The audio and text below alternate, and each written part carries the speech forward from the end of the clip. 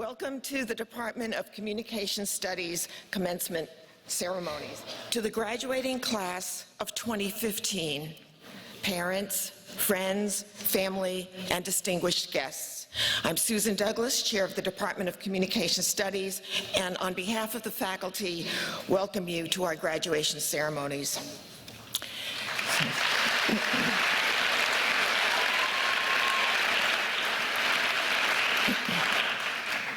Hello, graduates.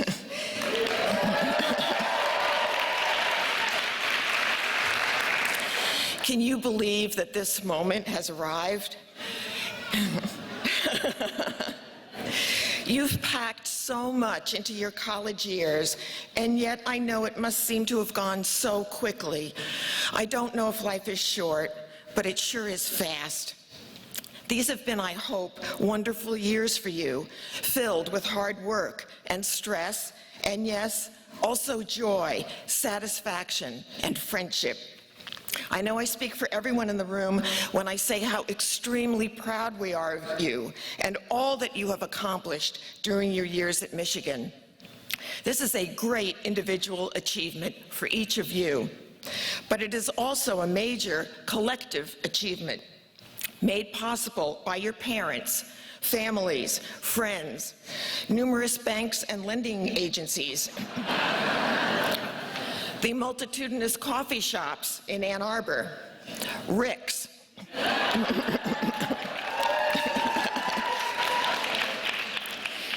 the terrific staff in our department, and yes, even the faculty.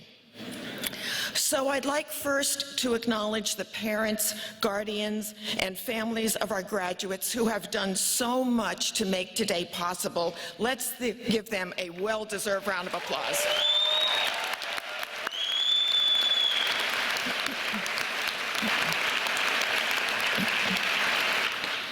Speaking to the parents and guardians, you probably won't miss all those frantic phone calls and text messages where somehow the fact that a professor scheduled an exam on St. Patrick's Day was really your problem, maybe even your fault. But you know what they say about parenting, the first 40 years are the hardest. I also want to acknowledge someone who has been indispensable to the students making it through our concentration, the coordinator of our undergraduate program, Cheryl Erdman.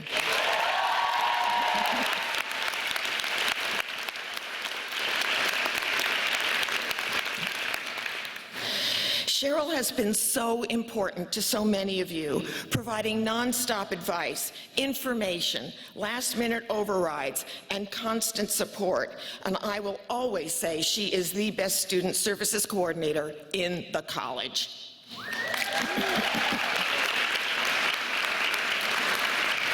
Today's event would also not be possible without the chair's tireless and ever-cheerful secretary, Robin Nolan, who does such a terrific job coordinating our events, as well as the rest of the staff who helped organize today, Amy Eaton, Kimberly Bonner, and our graduate students who also volunteered to help, as well as our work-study students. So please join me in giving them a much-deserved thank you.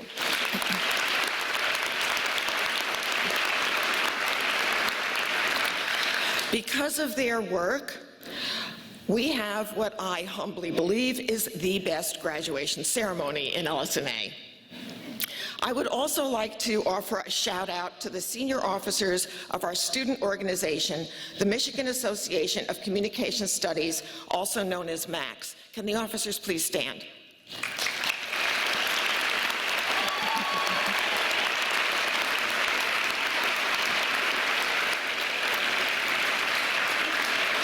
This organization, MACS, organizes so many wonderful events for our students, and it's involved a lot of hard work and dedication, so hats off to you all. Now, it was 18 years ago, in academic year 1996-97, that I joined the Department of Communication Studies. You guys were 2, 3, maybe, and as you were growing up, and maybe were done with your homework, maybe you watched SpongeBob, maybe you were playing Simtown, or were singing along to Outkast's Hey Ya. The World Wide Web was 2 years old. Google was not a verb. A student with a clip in his ear walking across the diag and seeming to be talking to himself would no doubt have been reserved to health services. There was no such thing as YouTube, Facebook, Twitter, Tumblr, or Instagram, not to mention Twitter wars. Today, it's odd to see a student walking across campus not talking on his or her cell phone, or with a device in your lap, texting during lecture and thinking we don't see it. You have lived through and enacted a revolution that has affected childhood, growing up, and yes, parenting. Texting, G-chatting, email, cell phones, Facebook, Blackberries, iPods, iPads, laptops, iPhones. They all provide electronic extensions of who you are. They embed you in communities, both local and far-flung. They can deeply reinforce friendships and family ties. Supposedly, we are now all part of a global village. All these technologies comprise a new electronic nervous system that radiates out around the world, connecting people and cultures in unprecedented and more intimate ways. A jolt to this nervous system in one part of the world can now be felt instantly halfway around the planet. The same technologies have also strengthened your social networks of family and friends. So, is your generation more interconnected to each other and the broader world than any other? Or are you and your small circle of family and friends becoming enmeshed in an electronic cocoon that isolates you and actually diminishes your global horizons? The challenge your generation faces, and the one that you all will shape, is how to marry the pleasures of electronic cocooning with the urgent need not to turn within, but to look outward and expand your global horizons in an increasingly interconnected, globalized world.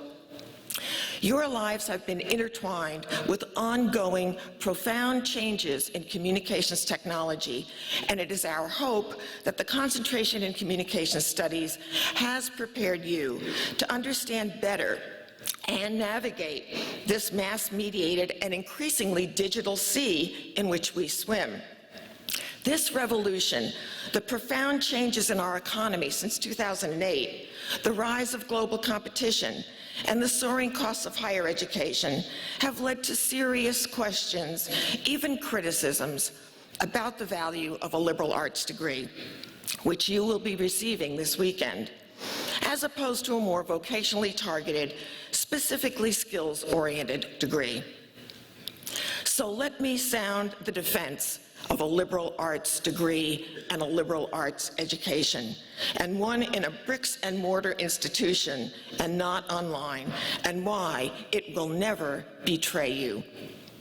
How often does anyone have in life the opportunity to meet a diverse population of people, to read articles and literature you would not otherwise read, to be exposed to quandaries, past solutions to problems, both successful and failed, to be instructed by faculty like those here at U of M who are wrestling constantly with pressing research questions? If this sounds like an intellectual indulgence, here's why study after study validates that a liberal arts education is crucially important in today's world. It trains students to look at more than one side of an argument, to try to hear the other side, to open their hearts and their minds to other worldviews, to do research to try to figure out the best solutions to problems, to develop analytical thinking, which is always needed and never goes out of style, to learn different ways to research pressing problems, to write clearly and forcefully, to learn how to present those arguments verbally, to accept that failure is a crucial part of the process of success, to be flexible in adapting to new work routines and challenges, To learn a specific skill like accounting, and not to single out accounting, is one thing. To have the habit of mind that is flexible, critical, adaptive, open to new ideas, open to challenges, accepting of difference, with an understanding of history. That is a habit of mind that is always in demand, and in fact required in the new work environment of the 21st century, when so many of you will probably have multiple career trajectories over your lives. That is what a liberal arts education cultivates.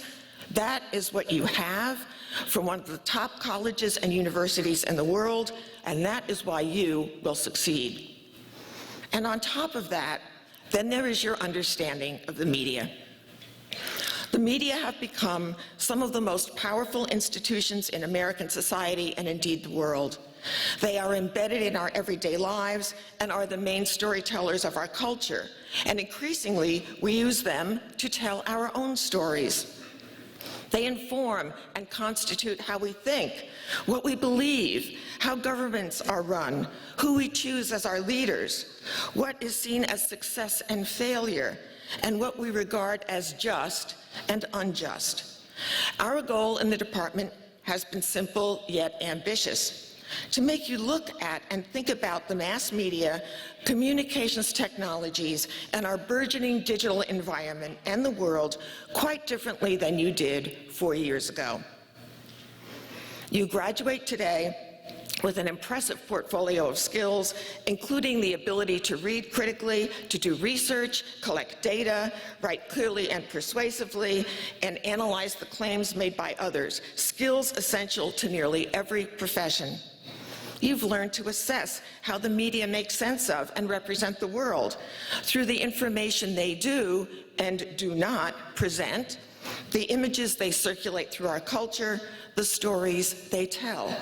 As a result of your studies and your hard work, you have become sophisticated consumers and producers of the media. Of course, many of you hope to work in the media after you graduate, as journalists, attorneys, magazine editors, television producers or directors in publishing, public relations, advertising, marketing, and other fields. Others simply value the liberal arts education our concentration provides, and you haven't yet determined what you plan to do professionally. Either way, we appreciate quite well that there is a tension between our insistence that the media be studied analytically, even critically, and our students' desire to enter and succeed in various media businesses. So while you might have felt at many times that we seemed bent on producing students with split personalities, people who love and hate the media, we see this as a very important and productive tension that enables our graduates not to be passive witnesses of traditional and digital media, but rather to become critical consumers and more savvy, ambitious professionals in a host of media-related fields. We have wanted to cultivate your skepticism while also nurturing your enthusiasm for what lies ahead, and while this might feel at times like an uneasy alliance, it is that marriage between skepticism and enthusiasm that helps change the world. What has been great for us as teachers is how many of you have asked new questions, pushed us in new directions, and showed us all the multiple new ways your generation is redefining the way communications technologies and the media are being used. So we know you will use these technologies to zoom in, as it were, to keep family and friends close, and just to have fun and be happy.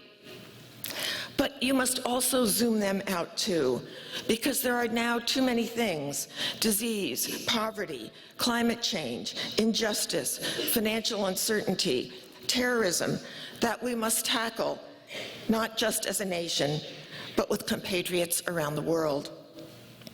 And here is the great thing about U of M students and graduates.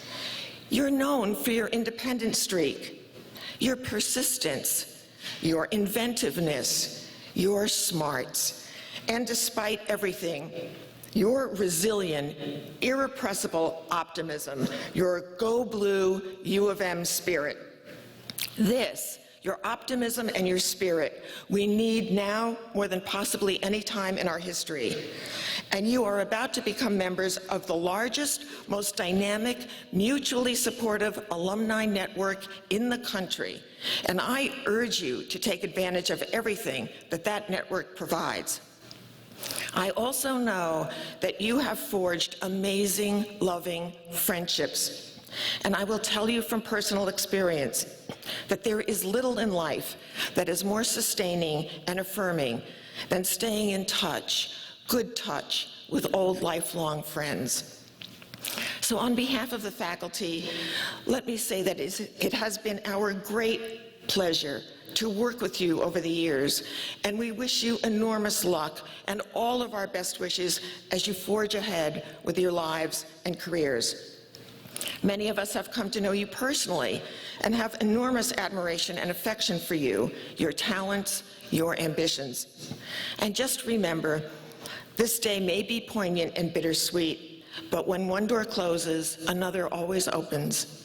You have great futures ahead of you. Our fondest wish for you is that you continue to find love and friendship in your lives, and love, satisfaction, and even joy in your work. Many congratulations.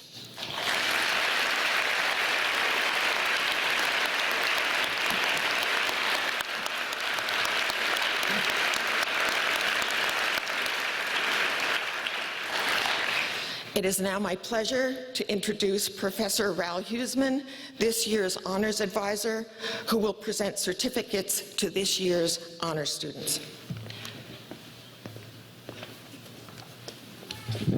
Thank you, Susan.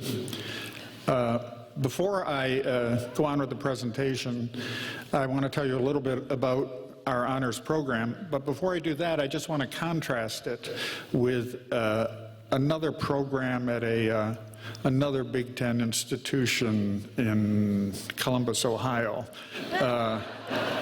They have a School of Communication Studies, and they have honor students there. But the story I've heard is at this point, when the honor students are about to receive their award, the honors advisor says, well, I've been instructed by the faculty to ask you one more question. How much is 5 times 7? And without hesitation, the honor students stand up and say, 35. But then the other communication studies students stand up and shout, give them honors anyway.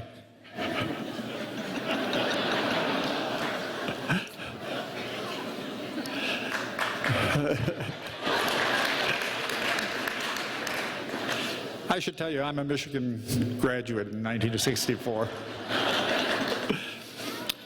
Anyway, at the University of Michigan, in the College of Liberal Arts and Sciences, there are 2 kinds of honors. You get honors from the college, which can be graduating with distinction, with high distinction, or with the highest distinction, depending on your class rank, solely determined by your grade point. But independently of that, in your concentration, in this case communication studies, you can earn honors and you can graduate with honors, with high honors, and with highest honors. Now in our department, to do that, first of all, you have to have a 3.5 in communication studies, and then you have to devote your senior year to doing a senior honors thesis. And you shouldn't think of this as just a writing exercise. These students have to devise a study, collect information or data, which requires a lot of labor. And once they've acquired data, they have to analyze it, which requires knowledge often of statistics or coding, and then they have to write it up. And this requires a tremendous amount of effort. And the students we have here today all began this back in the fall and worked very hard all year and richly deserve the honors they're about to get. And I want to recognize each one and ask you to come to the stage and while we give you your certificate. The first one is Jacquelyn Goldman. Jacquelyn, you'll be graduating with high honors.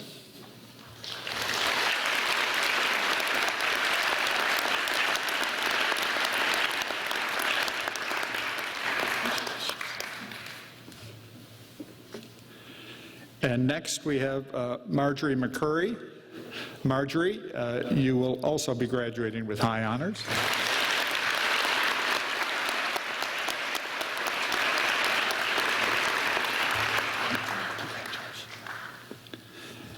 And finally, we have Ellen Wagner.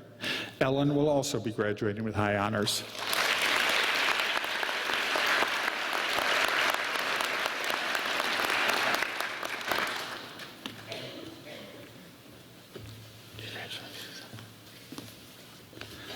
So let's all give a round of applause for these students and for their parents.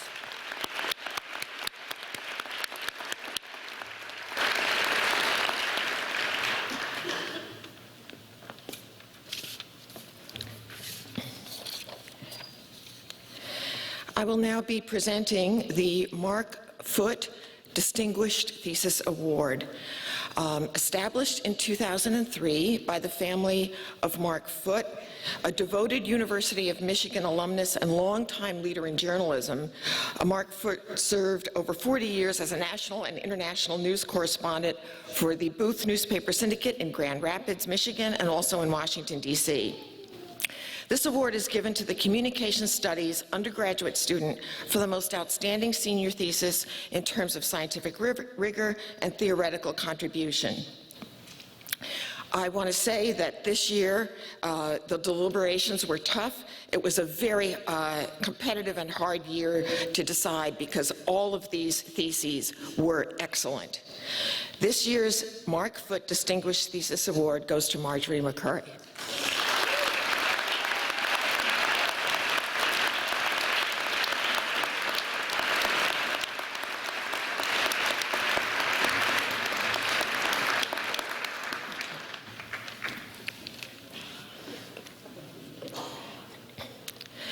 Now, as part of our ceremony, we have two students who speak on behalf of the class. And our speakers today are Alissa Ranger, who is the president of MAX, and Christopher Beindorff, who is the co-executive vice president of MAX. Alissa?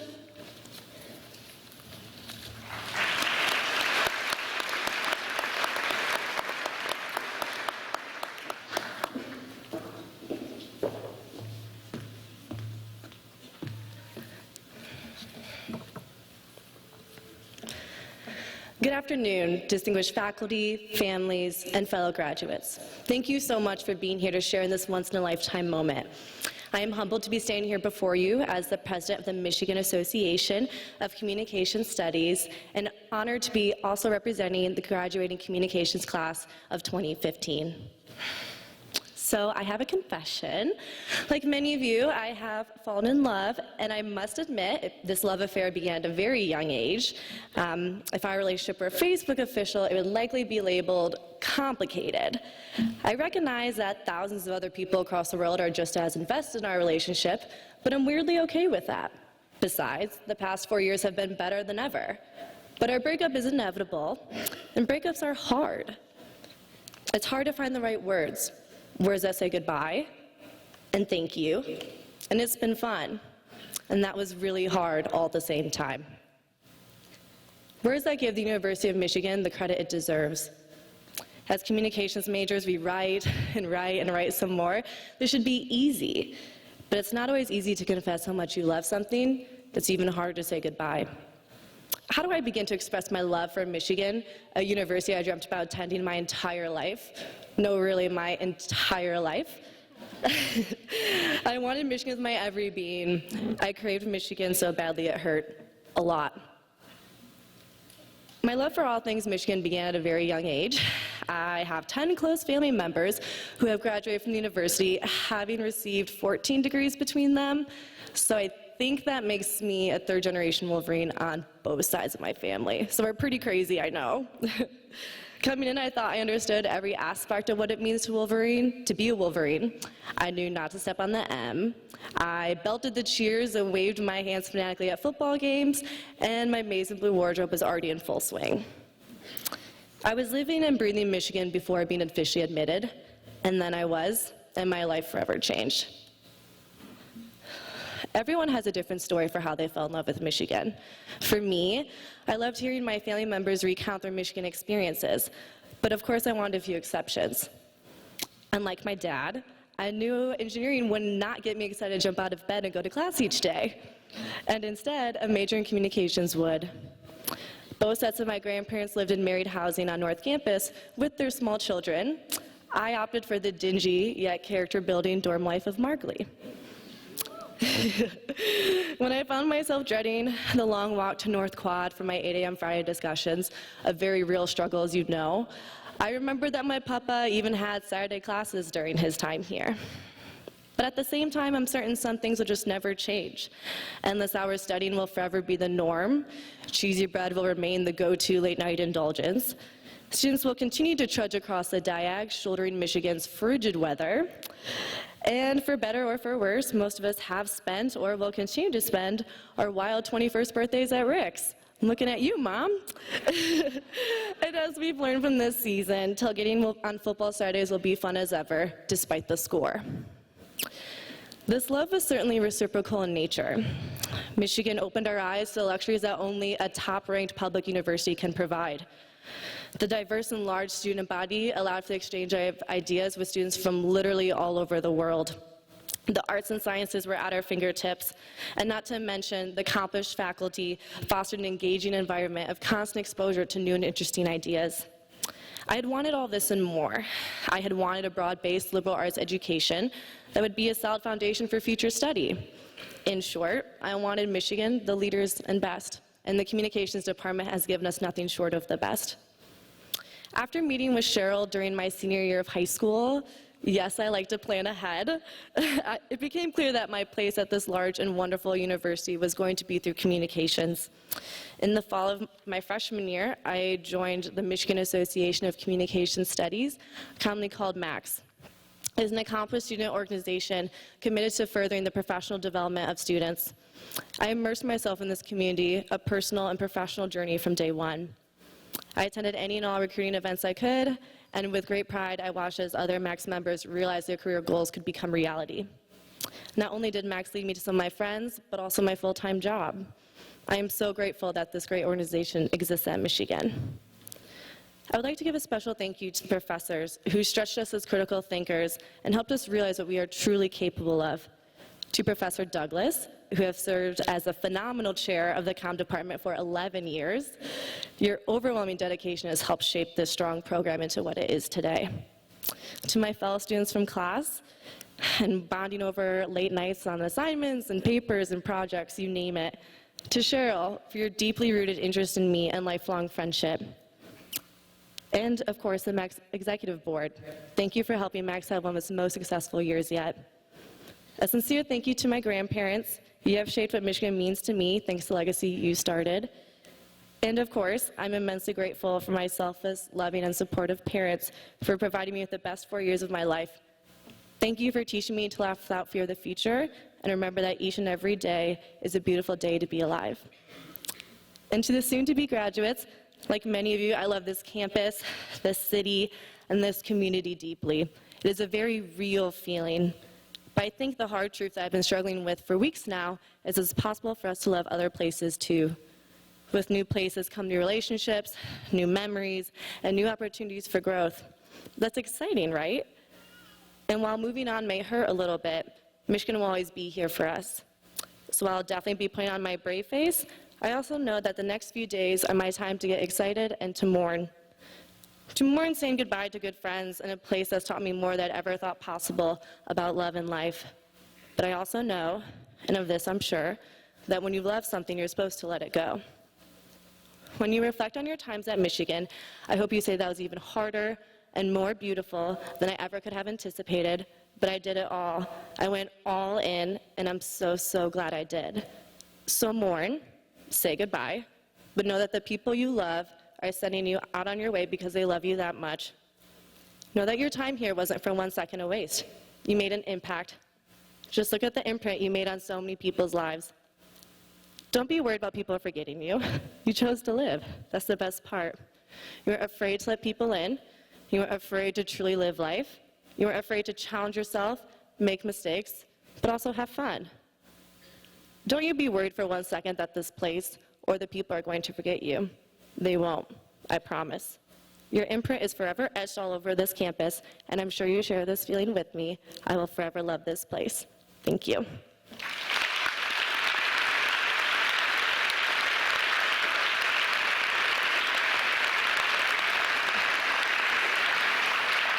And now I'd like to hand it over to my co-VP, Chris Beindorff.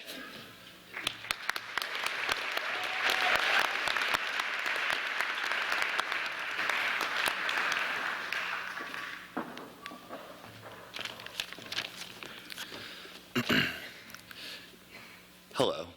Is this good? Okay. During my time at Michigan, I've learned a lot. I've learned how to balance my obligations with fun time with my fellow comrades. Hello, class of 2015. I've learned how to know whether you accept or reject a null hypothesis while looking at the p-value in an upper-level stats class. And for all my fellow commators in the building, I know I'll look at every single piece of news presented to me by the media and question absolutely everything about it. On a more noteworthy level, I have learned that no one actually knows what we're supposed to be doing here on Earth. But I don't find that depressing. I actually find it quite liberating. Think about it. There isn't a correct way to act or to live your life.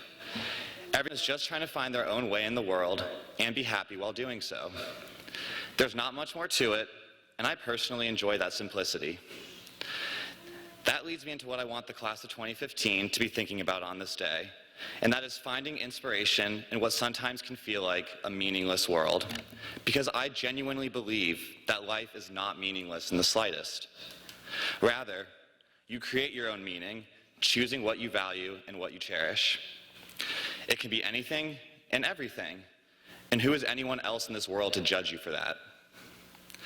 I'd like to tell you about one of my biggest inspirations, my grandfather, my papa. Hi, Papa. If you folks didn't already know, he's actually right here in the audience with you right now, you lucky ducks. I believe that every other human being, oh, wow, God. I believe that every other human being on this planet should strive to be more like my papa. He is the most humble and kind man I have ever met. He doesn't need social validation for the way he chooses to live his life. It's literally his natural instinct to be good to everyone that surrounds him.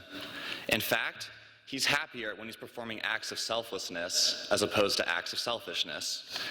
He came from extremely humble beginnings, made a life for himself, and has since spent the rest of his life making sure that his family is happy and well provided for. And while he does all of this, he sits back with a smile on his face. My papa values the simple things in life, and he doesn't take anything too seriously. He doesn't try to make life more complicated than it actually is. This past Thanksgiving, my papa wrote me a letter with the intent of imparting his wisdom on me. The final piece of advice he wrote said, "Live life to its fullest, be happy and have fun." This seems simple enough, right? That's the funny thing about life. We've all been told what the keys to a happy, successful life are, countless times. But actually acting upon such and consistently striving to make these habits a part of your everyday life can be difficult. That is why inspiration is such a beautiful concept. Whether it be from your grandfather, your grandmother, a parent, music, the way the arb looks when Michigan finally decides to let winter end, the president, a celebrity, whatever. Being able to have a go-to when you get distracted from what you truly value in life is extremely grounding. My papa has always been my go-to for things like this. Class of 2015, we are breathing, we are present, and we're alive. Be pumped to be alive. You could have been anyone else in the entire world in the time of human existence, but for some reason, you're who you are. Acknowledge this, appreciate it, and own it. Life isn't actually that complicated. So try and live your life like my papa does, the way you want to. Make sure you're living in a way that when you wake up every day, you're pumped to get out of bed and get the day started. Love your family and friends, be good to people, and really, after that, what more can we do? Let's go get them, class of 2015. The world's ours. Thank you.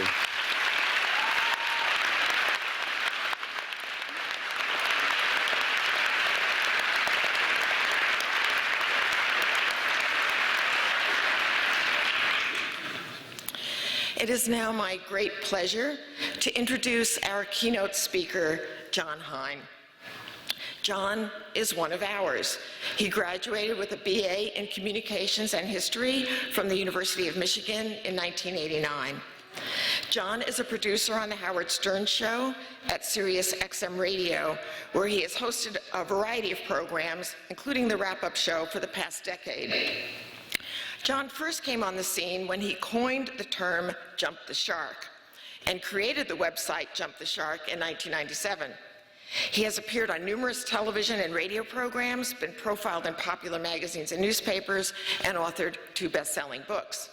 Jon hosts Fast Food Mania on the Discovery Channel, Destination America, and the Collectibles Show For What It's Worth on VH1 Classic. Jon has been married to his college sweetheart, Debbie, for 24 years. He has 2 daughters, Rachel and Emily, and his bio says a little white dog named Molly who accompanies him at the drive-thru. His daughter, Emily, is about to become a Wolverine when she enters the university in the fall. To say that Jon bleeds maize and blue would be an understatement. Please join me in welcoming Jon Hein.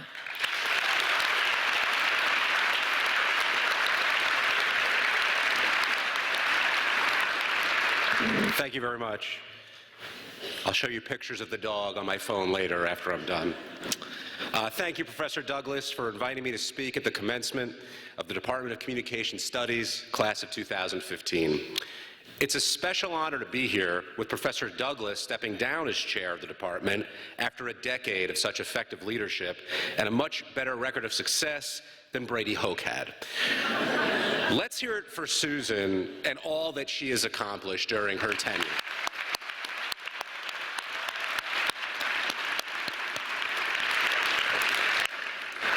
Now, I'm honored to follow the faculty that spoke, as well as student speakers Alissa and Christopher, who, like all of you, are just one keynote speech away from receiving your certificate. Now, the last time I was wearing this outfit, I was sitting on the 25-yard line in the stands of Michigan Stadium, next to my future wife, who's right there, on a cold, windy day in late April 1989. We stood up, we moved this tassel from left to right, sat down, and we graduated. Not the most memorable send-off, but the last time I was on this stage, it was January 1991, and I was delivering the first line of a sold-out performance by the comedy troupe that I was touring with. I was standing right there, as a matter of fact. The comedy troupe was called Just Kidding. Really, it was called Just Kidding. And that was a memorable send-off. Which brings me to today, as I plan to combine both of these Michigan memories into giving you, hopefully, a memorable send-off. I'm thrilled that Professor Douglas and all the distinguished faculty wearing silly hats up here hold this special ceremony for the Department of Communication class of 2015. Give yourselves a round of applause. You guys deserve it.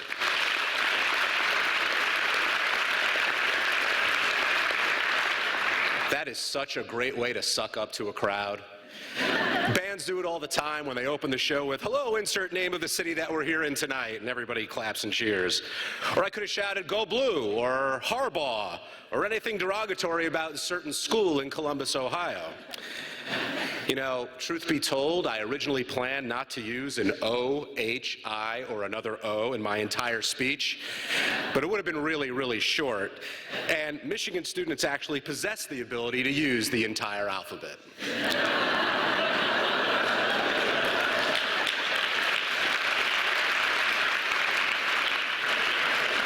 I love Ann Arbor. I am thrilled to be back in the city that changed and shaped my life in more ways than one. I met my wife, Debbie, 30 years ago at freshman orientation in the lobby of Alice Lloyd. And now our daughter, Emily, who's sitting right over there, will be a freshman this fall. Go Blue. My older daughter, Rachel, she's a junior at Penn State, and we still do talk to her.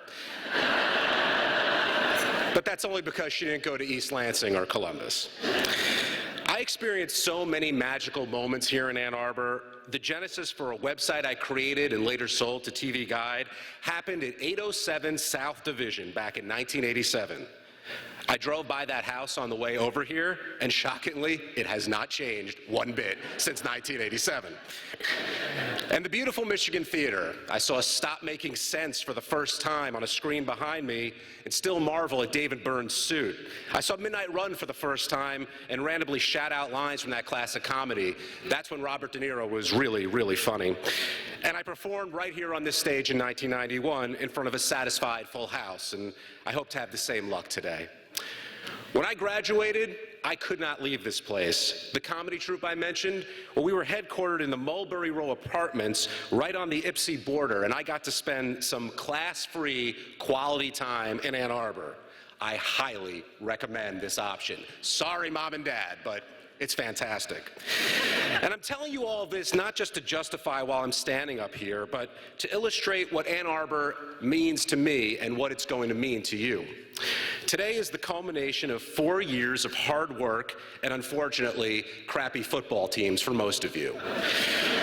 Now look, Coach Harbaugh was quarterback when I went here, and the program is now in very good hands, and you had a really nice run in basketball, so you can't complain too much. You're minutes away from becoming an official communications graduate at the University of Michigan. But what does that really mean in today's world? Does having that degree matter these days? All the people over here giving me nasty looks saying, yeah, you better believe it matters something these days. And it does. It takes a special person to make it here. It starts with getting accepted here in the first place. All those first-year early morning courses you didn't want to take but passed anyway, making your way through the Diag or riding the bus from North Campus, dealing with truly profound changes, like the move of Crazy Jim's Blimpie Burger from South Division over to Ashley, and the snow. You guys should get a separate diploma just for surviving the snow. But what carried you through this and so much more was your passion to succeed, to get that piece of paper you're 2/3 of a speech away from receiving, to become a victor, and a valiant one at that, one of the leaders and the best. Now, when I look at my life and the success I've been fortunate enough to have, it's been all about following my passion. Growing up, I like to watch a lot of TV, eat fast food, listen to the Howard Stern Show, and talk about sports, and I made a good living doing all of that professionally. So that's my message. Watch sports on TV while eating fast food and listen to Howard.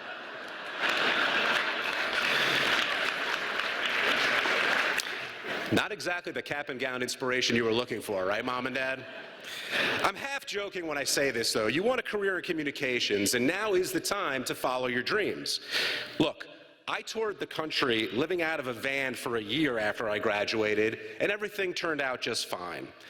This is the time in your life when you can make bold choices and go for it. The spouse, the kids, the mortgage, car payments, and your own little white dog, maybe named Molly, that'll all come. Trust me, take advantage of your time now, right now, because it'll never be there for you again. I remember picking up a book at Shaman Drum. That's a campus bookstore that's now part of the MDen, I think. And the book was an annotated screenplay to the Steven Soderbergh movie, Sex, Lies, and Videotape. I'm sure that you encountered at least 2 of those 3 things during your time at the University of Michigan. There is a quote in the foreword of that book that has stuck with me all these years. Talent plus persistence equals luck. Think about that equation. I believe everyone sitting in this room has talent. So the real variable is persistence. That's what will make you lucky in life. Talent plus persistence equals luck. When my comedy troupe days ended, I settled in New York City and I looked for a job where I could still be creative yet pay some bills. I interviewed at a famous ad agency who created all those legendary Apple ads, and they asked me the question, if you could change one thing about yourself, what would it be? My response? Nothing. I'm pretty happy with who I am. Well, I didn't get the job. I'm not exactly Don Draper. And it was the first of many no's that I would get. And these are no's that you're going to encounter as well. But don't let the no's discourage you. Turning you down will be their loss, not yours. And yes will be so much sweeter when it comes, and it will come. Write down the names of the people who say no and never forget them.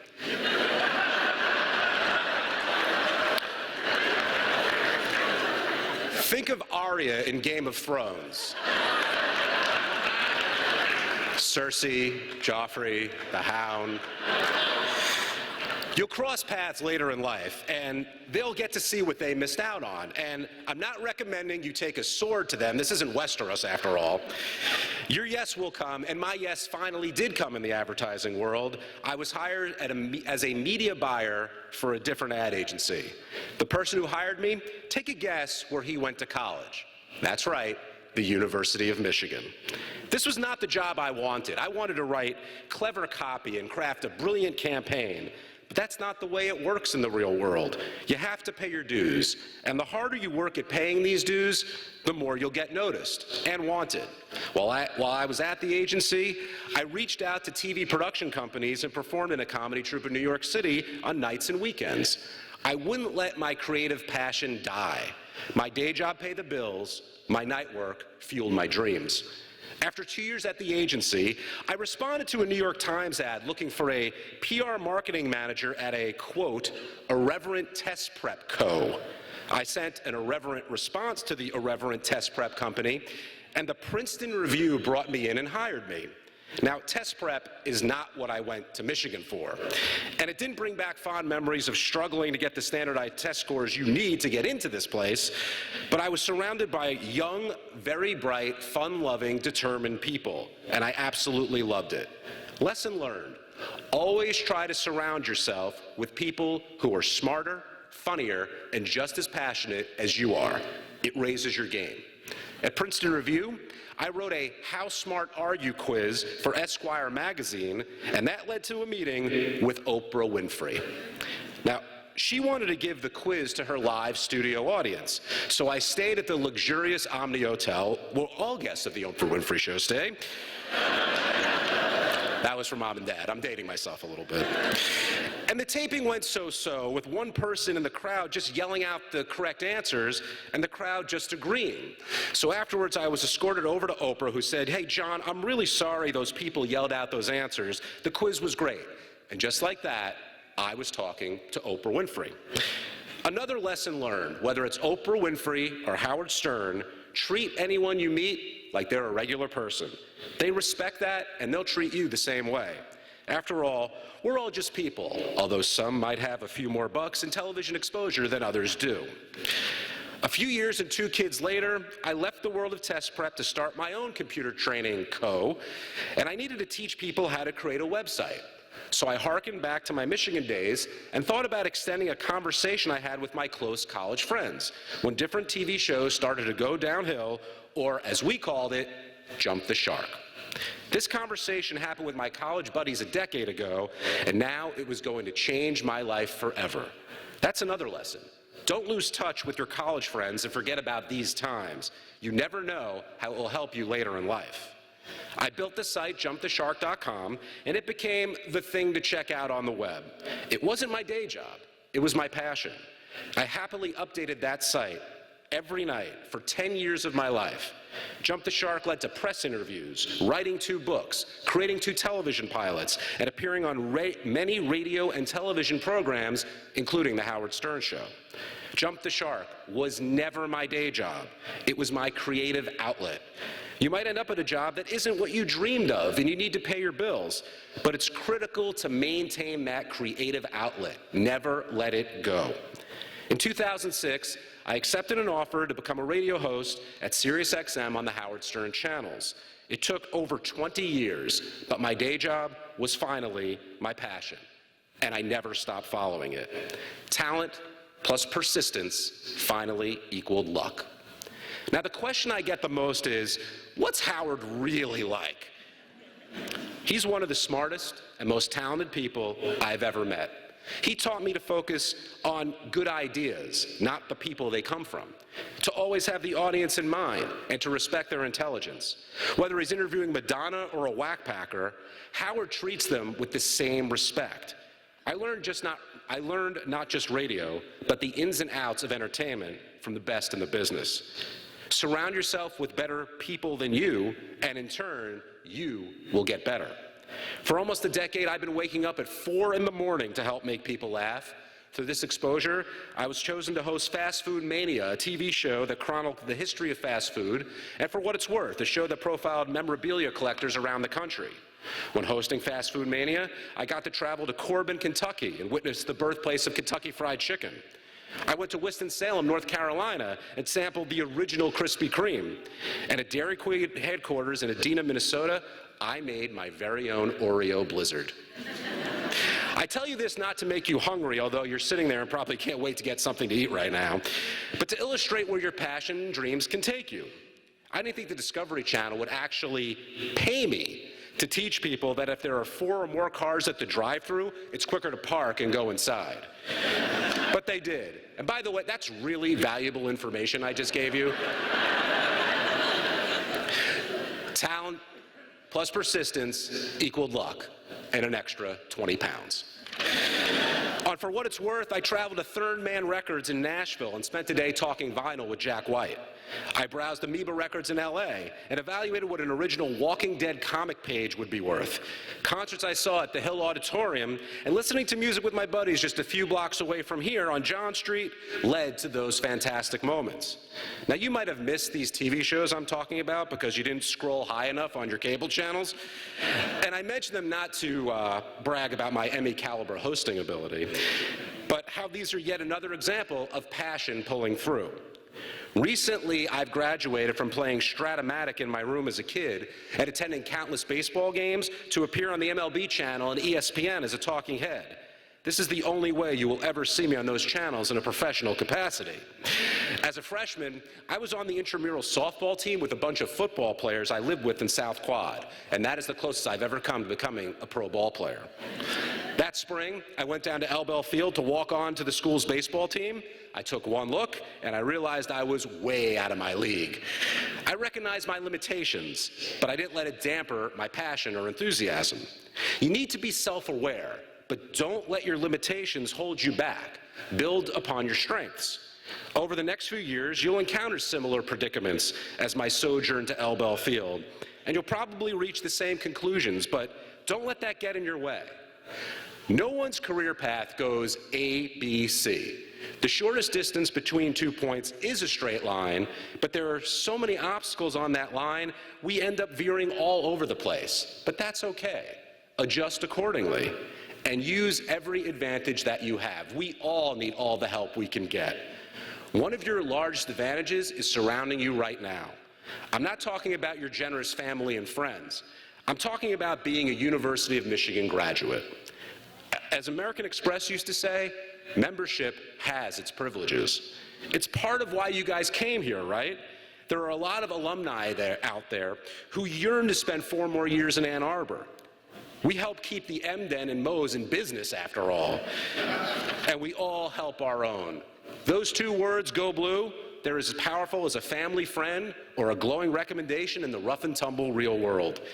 Every one of us was in the same exact position you find yourselves in right now. I was just freezing in the stands at Michigan Stadium. Once you're in the door, you need to stand on your own merit, but being a Wolverine can help you get inside.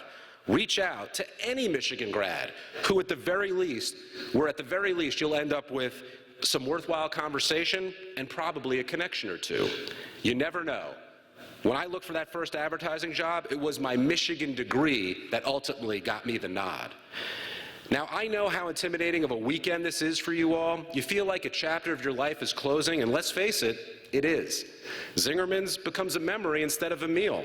You can no longer sit in the student section, officially anyway, but on the bright side, you can walk across the diag and step right on that M. It's okay to look back as you're looking forward. I look at my daughter, Emily. who will be a freshman in just a few short months, and I feel so good about her future. Am I jealous? Hell yes, I am. Who wouldn't want to be in Ann Arbor for 4 more years? She's about to start what you've just finished. As they said it best in a film that I'm sure you studied, Dirty Dancing, you've had the time of your life. I am not going to attempt that Jennifer Grey leap in this gown and hat. I apologize. I'm also thrilled for you. I'm thrilled because you're about to begin the first 4 years of your adult life. You'll never have the freedom you have right now, and you should make the most of it. Now is the time to go for it. Nothing is tying you down or holding you back. Go to LA or New York and try and crack the industry. Look for fellow Wolverines to help you out. Or take that trip to Australia, drive cross country, take the 1,000,000-to-1 shot. Follow your passion. Let's face it, you don't need me to tell you what your passion is. It drove you to the seat that you're sitting in right now. And in the eyes of everyone in this room, you're already a success. It's up to you to make the most of that passion. People sense and seize upon your enthusiasm. Every time I talk to someone about their career, you can always tell how badly he or she wants it. And the ones who have the fire inside, who won't take no for an answer, who are looking to learn and do anything to get in the door, who ask intelligent questions, who smile, and who want to be surrounded by smart people, those are the ones who are going to make it. And those are the class of 2015 University of Michigan Department of Communication Studies graduates. Talent plus persistence equals luck. Go get lucky, and of course, go blue. And thank you for the privilege of speaking to you today.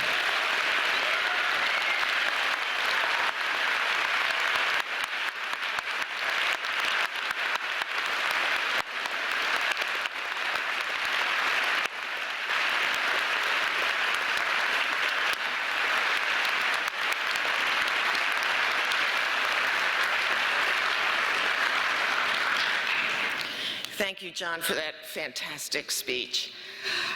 Now, the moment we've been waiting for, when the students will be presented with their certificates. My colleague, Amanda Lotz, will announce their names as each student comes up to get his or her certificate.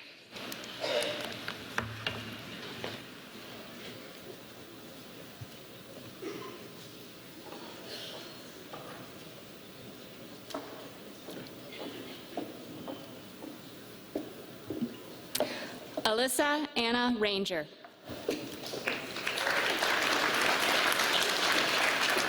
Christopher Robert Beindorff.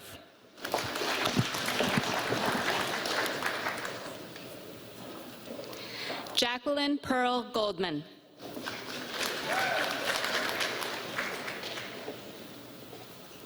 Marjorie Vera McCurry.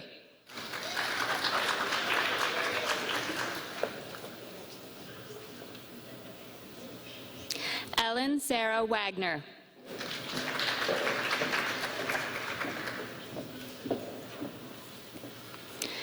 Sarah Claire Abel. Erin Michelle Ackley-Hescott.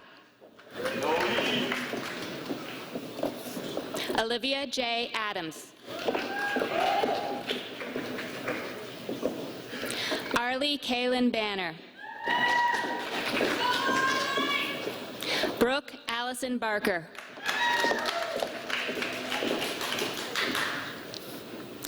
Callie Rose Barone.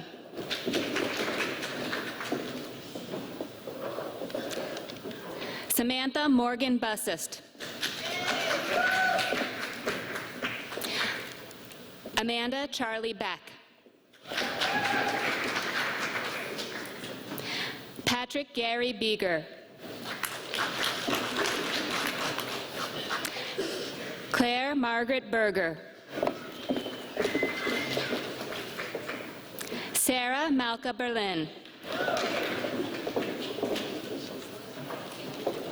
Karina Claudia Blanco.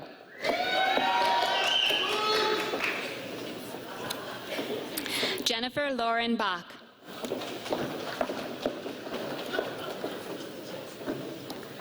Sukhmani Brar. Maya Bronstein.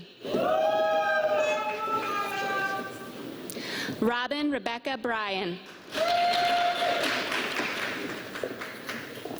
Hannah Jane Bile. Sean Patrick Byrne. Catherine Renee Chen.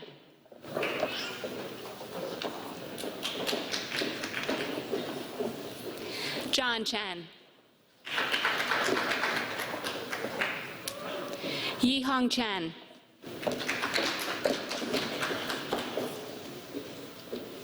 Jamie Jinmei Chu. Rachel Choi.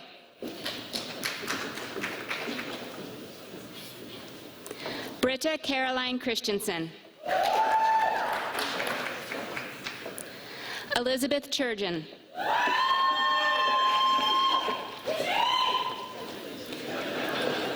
Jackie May Clark. Brittany Ann Clausman.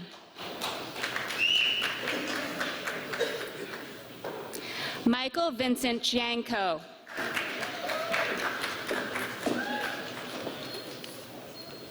Julie Michelle Coben. Alex Robert Cohen. Caroline Colissimo. Minzy Day.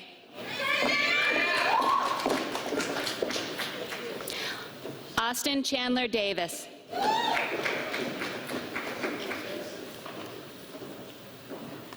Nicolette Angela DeSimone.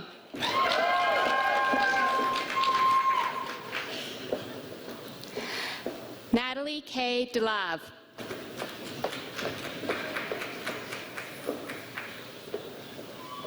Jacob Derhagopian.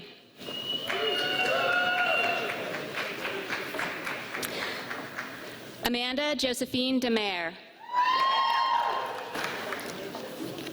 Jenny Ding.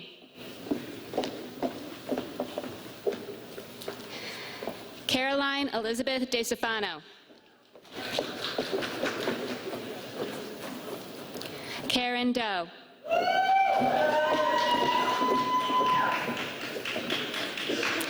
Lauren Nicole Dolick.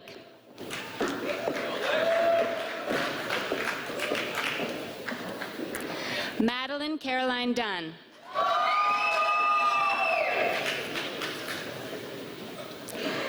Rebecca DeZombach.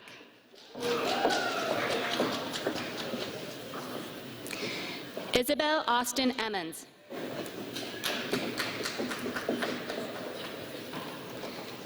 Susan Ewing. Lauren Rose Fanroy.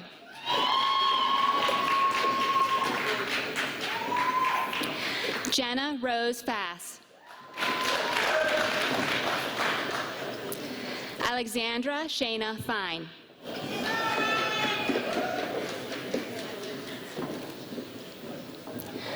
Julia Fagan.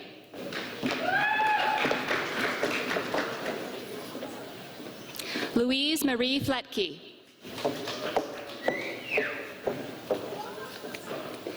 Taylor Nicole Flowers.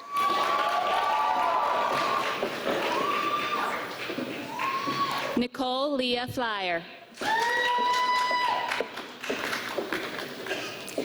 Erin Elise Fox. Shelby Ann Francis.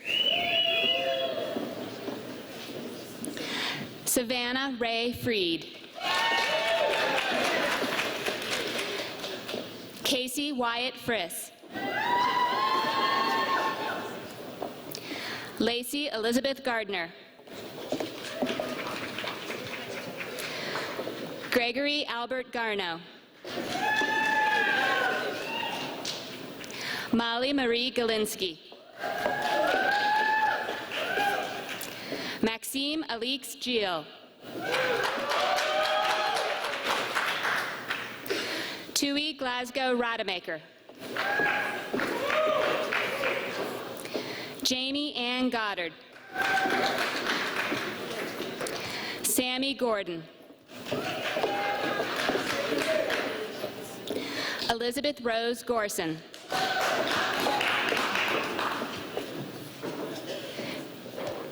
Emily L. Grayeski.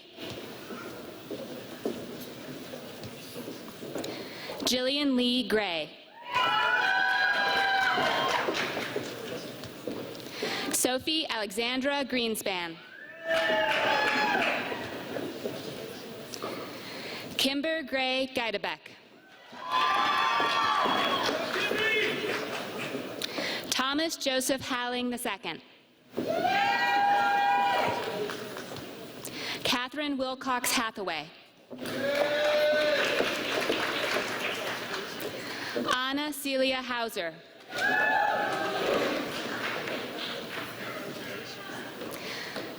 Sarah Ann Hayden Holden. Mackenzie Carey Henry.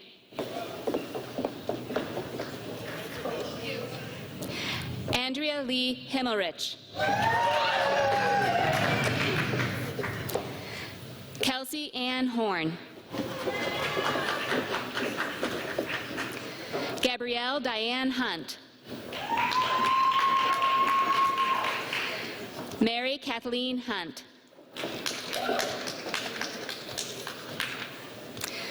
Carolyn Keck Husak. Megan Christina Irons. Rayana Jean Jacobson. Rachel Hannah Jaffe.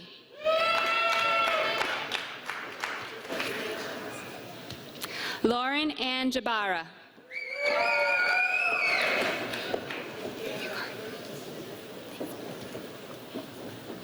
Jae Yuan Jong.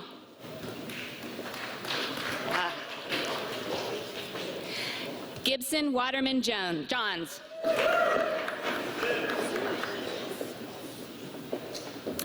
Hutchinson too? Hutchinson. Clara Christine Hutchinson Jones. Marley Samantha Culp.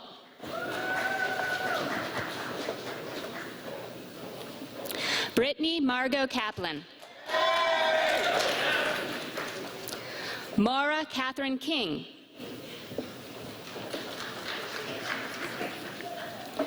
Corey Lynn Klein.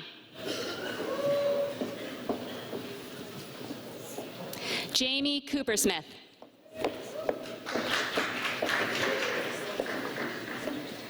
Erin Elizabeth Quideris. Madeline Irene Lacey. Cassidy Grace Lawler. Anthony Leggio. Kristen Leidig.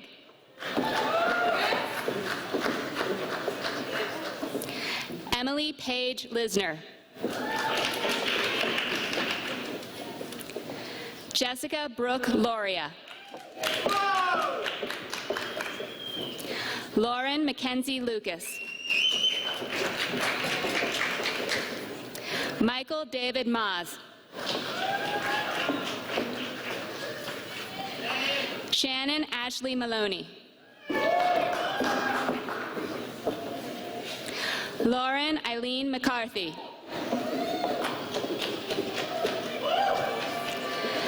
Jill Catherine McLean. Elizabeth Ann McLaughlin. Marissa Sue Myers.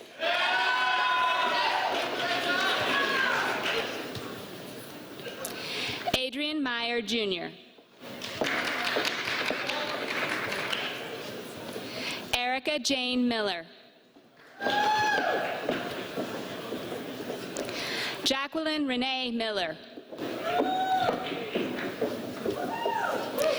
Rebecca Emily Millman.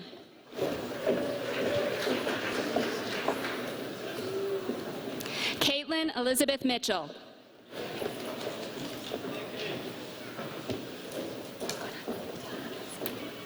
Taylor Madrosky.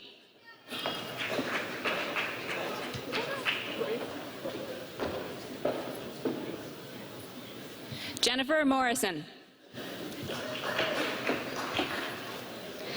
Charlotte Rose Munder.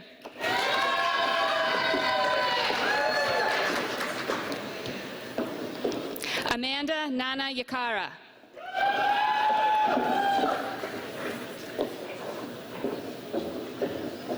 Marina Jane Nazario.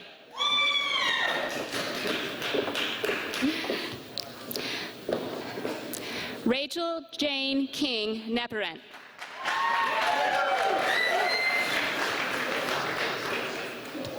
Armin John Nersasian.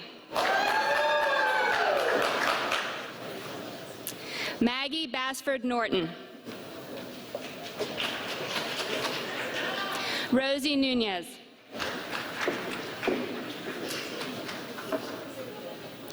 Catherine Maria Andra. Mackenzie Lynn Peacock. Paige Southwick Flager.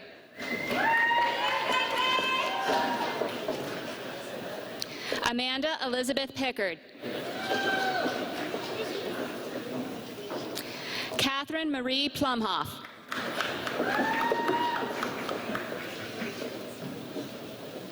Ruthie Alyssa Polinsky.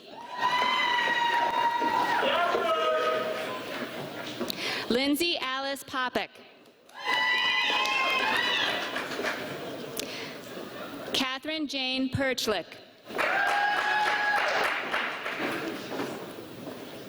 Leor Press.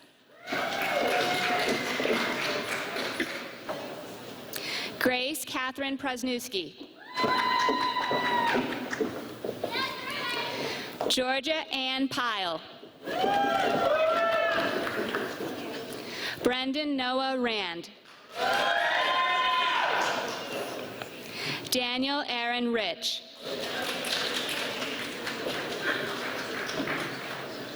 Lauren Nicole Risseter. Jessica Lee Roach. Shelby Simone Roberts.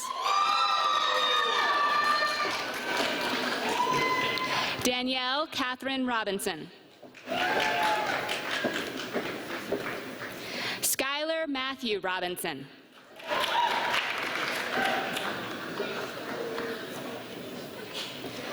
Alejandra Rowell.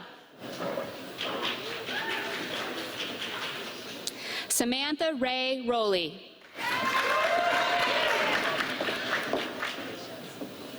Samantha Rosen.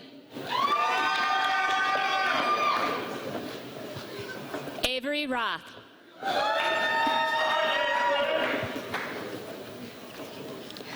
Alana Lee Roitvarf.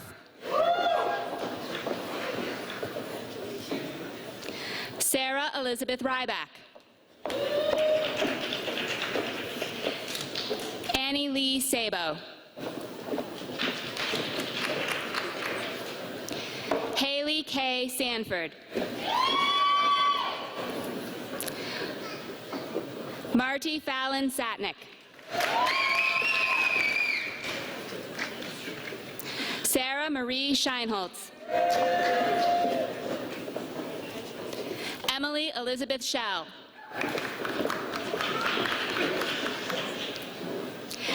Dana Haley Schneidman.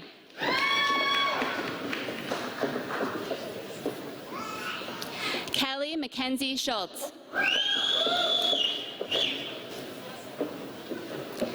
Katrina Kaber Schaefer.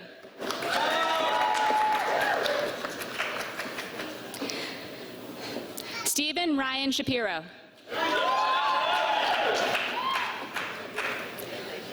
Morgan Maya Shapiro. Zoe Lynn Shapiro.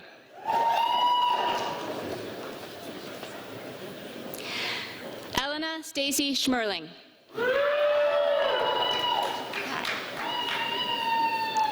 Marley Elizabeth Siegel. Michael Kevin Spaeth. John Henry Spalding III.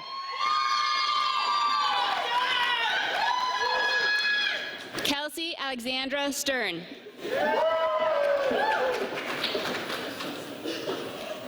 Clarence Jerome Stone.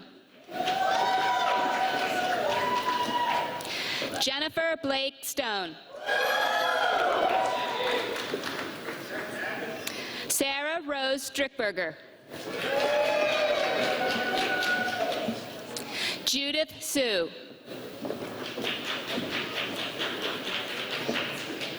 Raquel Suleiman.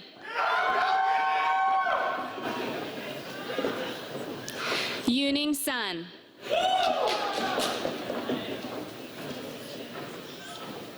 Rachel Alexandra Siglora. Katie Lynn Shemansky.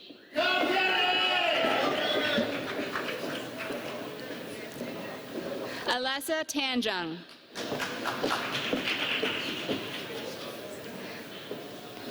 Amanda Marie Tenenzoff.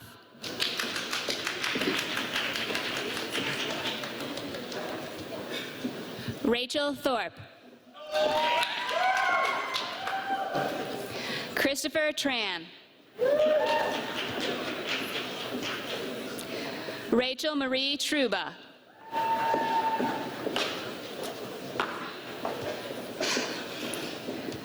Dennis Alex Vinogradov.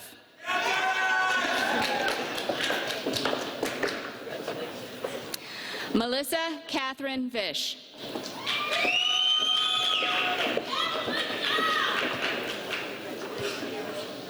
Neha Villas.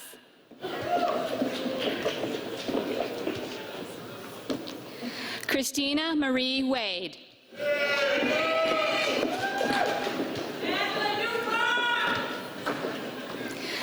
Leah Marie Walkevitz. Ying Linda Wang.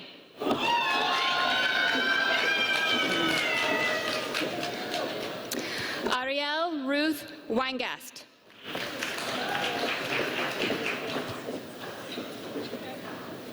Paris Sloan Weiss.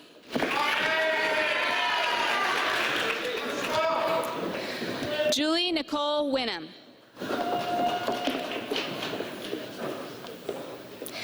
Alexis Ann Warenga. Callie Patricia Wilkinson. Paige Wood.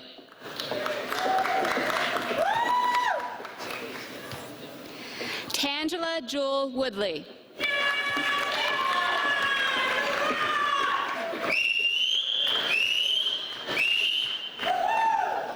Lois Jungsun Yoon.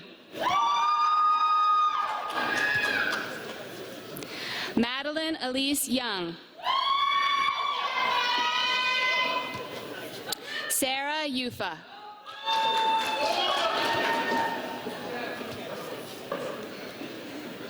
Evian Joe. All right. Julie Nadine Zucker.